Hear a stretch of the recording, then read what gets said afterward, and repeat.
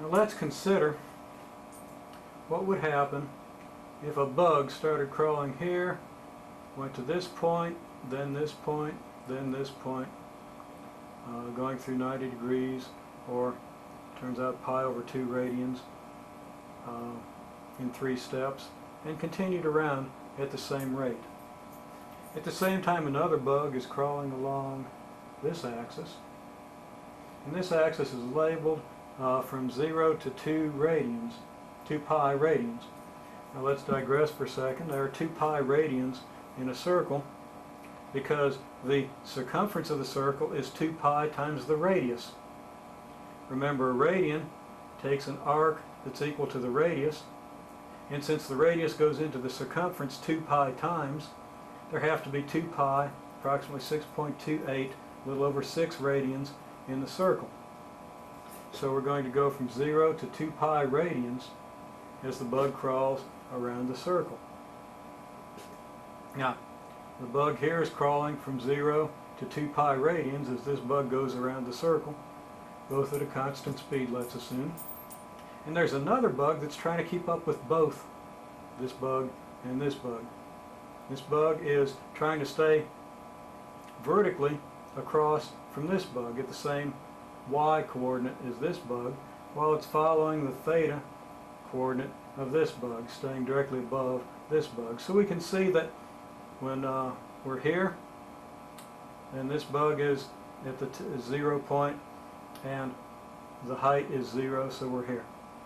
When we get to this point, this bug has crawled over to here, and this bug will be at this height, so this bug will want to be here, and it will follow the path between those 2 points. As we continue, we see that we're going to be here, and then we're going to be here, and so forth. Now what we're doing is we're graphing the y coordinate of this graph against the theta coordinate, or the angle theta, that describes the position of the bug on the circle. If this is a unit circle, then the graph that we get is a graph of y equals sine theta.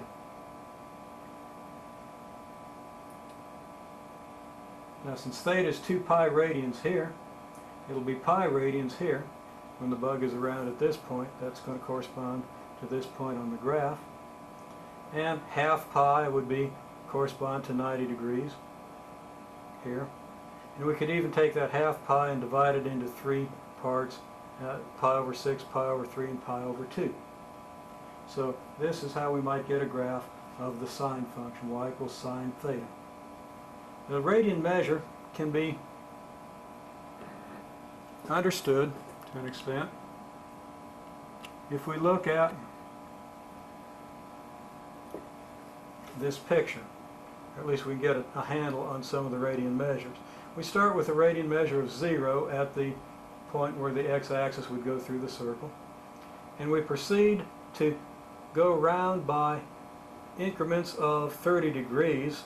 There would be 12 such increments in 360 degrees.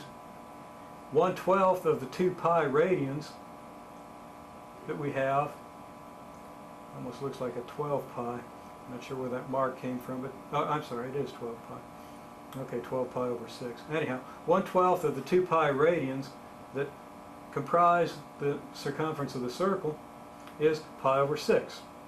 Okay? So pi over 6 once, 2 times pi over 6, 3 times pi over 6, 4 times pi over 6, all the way around till we get 12 pi over 6, which is 2 pi.